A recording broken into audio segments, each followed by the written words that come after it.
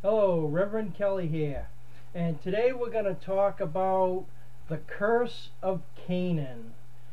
And I'm just going to assume here that people that have come to this video are kind of somewhat a little bit familiar with the curse of Canaan. And the reason I say that is because there's really just a little bit spoken of the aspect of it that I'm going to discuss here. And the aspect that I'm going to discuss here is what really was the curse of Canaan. And I guess I'll just blurt it out for you. The curse of Canaan was an act of magic. More particularly black magic. You know, some people, they want to try to differentiate white magic, black magic. Okay, how about this?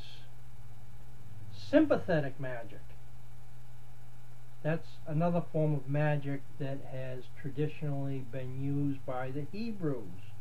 But seeing as the evilness and the wickedness and the vileness that's connected just with the way that this type of magic is performed, it is best to be called black magic.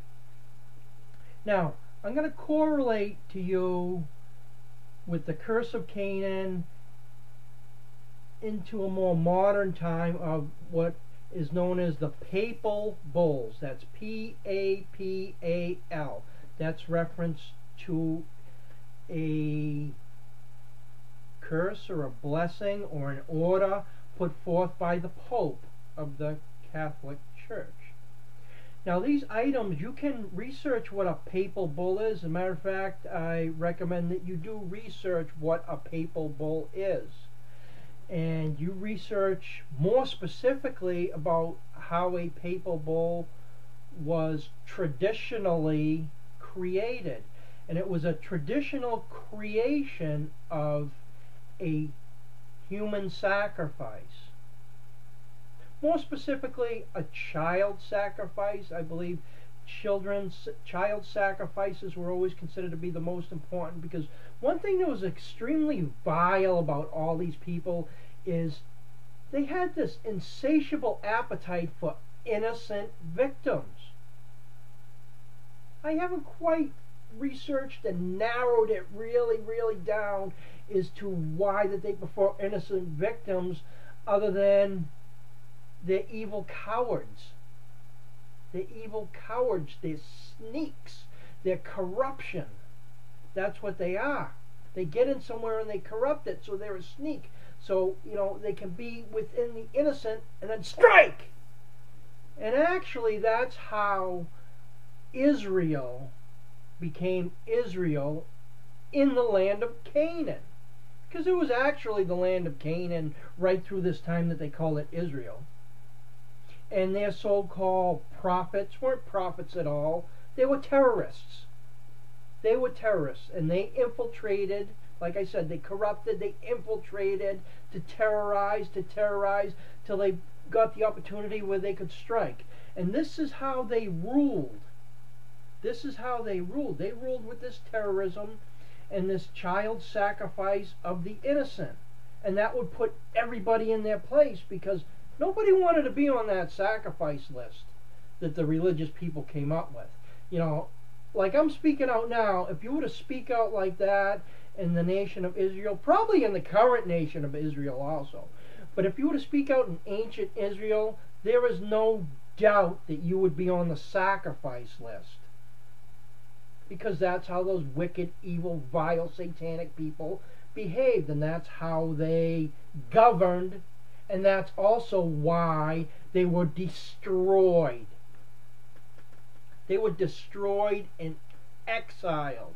Matter of fact, they were destroyed and exiled so successfully that the people who are descendants of them don't even know that they are. The majority of people whose ancestors are from the ancient tribes of Israel do not even know they have that connection. That's how successful it was. Because you know something? They were slaves to it. And that's what people are not understanding. They were slaves to Israel. the majority, overwhelming majority of the population of the ancient tribes of Israel were slaves. Now, more specifically, the people who are minorities that have recently discovered that their ancestors are from the ancient tribes of Israel, and they're all excited about it because they think that they're entitled to some kind of inheritance, and that's what motivates them. And they get all mad and they say, well, the Europeans enslaved us and the people in America enslaved us.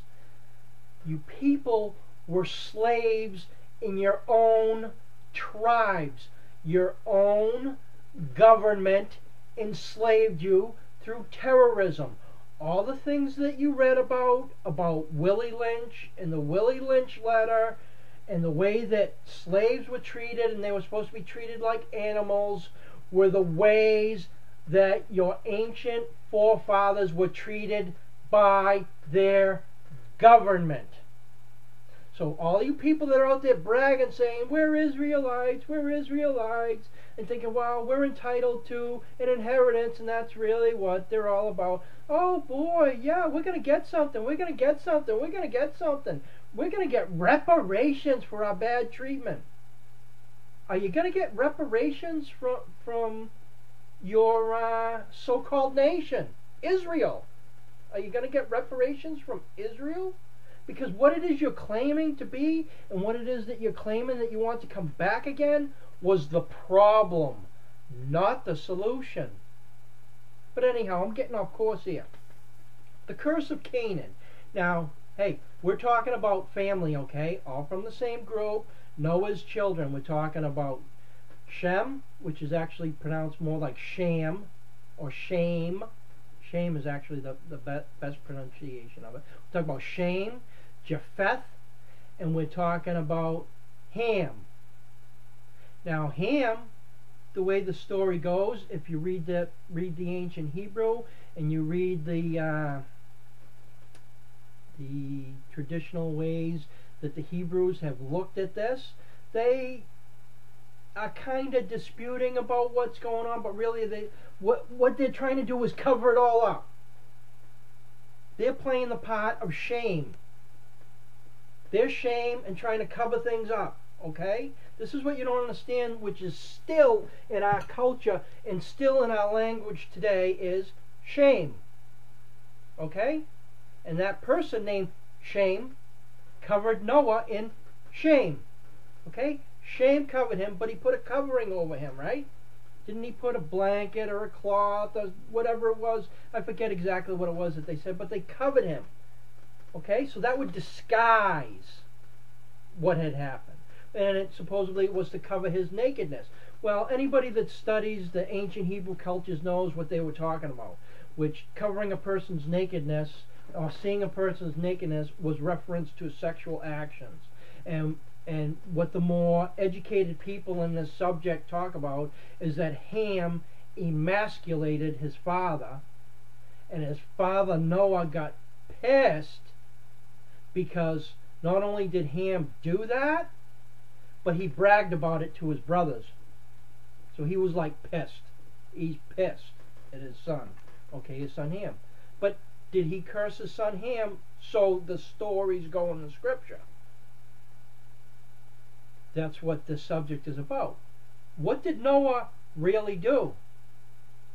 Well, what you've been told and what's in the scriptures should be enough. If you know about the ancient culture, it should be enough for you to be able to deduct the reasoning and figure it out, because that's what these so-called educated experts have been doing.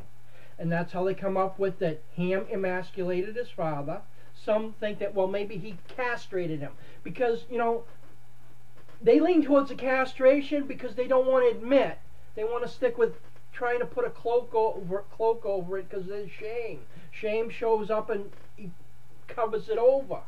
So they're taking that attitude that they want to cover over what really happened, because they don't want people to know how evil and wicked and vile that their group has been, and how deceptive even though all the scriptures continually reinforce and tell you that it's a nation and that it's a group of deceptive people right from the start. They're evil. They're animals. They're called goy. Okay? They're called goy, which means pack of animals. And they're constantly, and this, this is kind of a pet peeve for me. Okay, I find it very irritating because, okay, I'm going to take the current nation of Israel and Palestine right now, okay? Now, the Israelis in there, they'll point at the Palestinians and say, look at the goy, the goyim, and they'll point at them, and the Palestinians are disarmed, okay? So they're pretty vulnerable victims to these Israeli terrorists. And they'll say, they're just animals, they deserve to be treated this way because they're goy, and goy are animals. But their scriptures clearly states that Israel are a group of goy. Clearly in the Hebrew writings it states that Israelis are goy. So let's get that right. So it's like an insult, okay? You got the Israelis insulting the Palestinians. You're goy, you're goy. It's like two family groups saying fuck you, back and forth. Okay? Because they were both packs of animals, and that's what the scripture tells you. They were warring packs of animals. That's what they were. But back to this curse thing that we're talking about, the curse of Canaan. Why was Canaan cursed? Well, if you can count, and you know that Canaan was the fourth son, and you can see in that story that Noah blessed Shem. First, he blessed Shem first.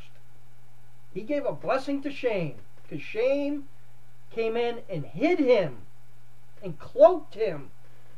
Okay? Shem didn't expose him. He also blessed Japheth. That's two. That's two blessings, right? And then the third thing he did was curse Canaan. Canaan was the fourth son. So if you read about the papal bulls and you know how those done, what Noah did was he sacrificed 3 of his grandchildren to do 2 blessings and a curse. The same way a papal bull is done, it is black magic is what they were doing, or just plain old magic, okay? You people don't want to recognize that it's evil and wicked and vile to do it, so just, realize it was magic is what they were doing. And in this whole thing of magic, when they do what they do, their whole mentality and thoughts is that they're going to bring whatever blessing or curse that they do, they're going to bring it to life because they're stealing the soul of that innocent person. That's what they're doing. They're attaching this blessing or curse to the soul of the innocent person is what they think they're doing. That's not really what happens. Let's get that straight. That's not really what happens. What really happens is they're terrorizing everybody that they're governing. They know what's going on. Nobody wants that to happen with them. So they continue on and they're like bobblehead dolls. Yes, sir, yes, sir, yes, sir, to the head leader because they could be next. And that's what has really traditionally happened because Israel has always been a nation of terrorists. But back to this story about Canaan. Canaan's first 3 brothers were murdered. They were skinned. Their skin was tanned just like it was animal hide. And then these blessings, 2 blessings, 1 on each, done to each person. So, you get the first son of Ham murdered. Okay? He was skinned. His skin was tanned. And then it was written on the blessing for Shem. Then the second son of Ham was murdered, skinned, his skin was tanned, and another blessing was written out for Japheth. Then the third son of Ham was murdered, skinned, his hide, I shouldn't say hide because that sounds more like an animal, his skin was tanned, and then written on a curse for the last one that's left. See, now you understand, now you should understand how it works. Because the fourth son, Canaan, was alive. So the fourth son, Canaan, witnessed his first brother, his second brother, his third brother, all murdered, all skinned and tanned, and then writings on it. Okay? So they got their writings. You know, Shem got his blessing there. He's holding up his skin blessing from the first son. And the second one, Japhet, has his skin blessing from the second son. And then the third one, Ham,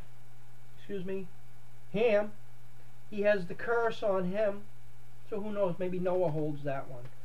Probably not. Probably Ham held it. Ham was even in on it. See, that's the despicable and disgusting thing about it, is all the family members are in on that kind of thing, and they're okay with it. And they've always been okay with it because they're just as evil and wicked and nasty and vile. So I think it's fair to say that Ham was in on it. He certainly did whatever action that supposedly caused whatever caused there, at least so the writings say. Whether they're even true or not, anybody who's educated enough and knows what it was they were up to and what it was that they were truly doing would know and understand and comprehend what I'm saying is true. Even those people that don't believe that these people were involved in magic can understand the psychological effect that would have occurred on the fourth son by seeing his three siblings, his three brothers, murdered, their skins tanned, and writings put on them to make these writings. But again, if you research the papal bulls, that's what those are too, and that's how those were done. And again, I'm going to tell you again, that magic doesn't work. Okay? That magic doesn't work. What it is, and as we know, is, and always was, and always will be, terrorism. And it's terrorism against the citizens or the people that are being governed. And in this case we're talking about were the people being governed by Noah, or Noach. So anyhow, I hope you learned something out of this. I hope you understand what has happened. And I got just, well, too many people that are living in the land of denial, and back down in the lower lands of denial, or the Nile, okay, in the lower lands of the Nile, where Moses tried to take over, they got their asses kicked out of there because they're nothing but evil, wicked scums who have made a pact with death. And life always is victorious over death. That is the true and natural order. It may take a long time and a lot of life growing up on top of a lot of death, but eventually life gets sick and tired of those who are bringing the death.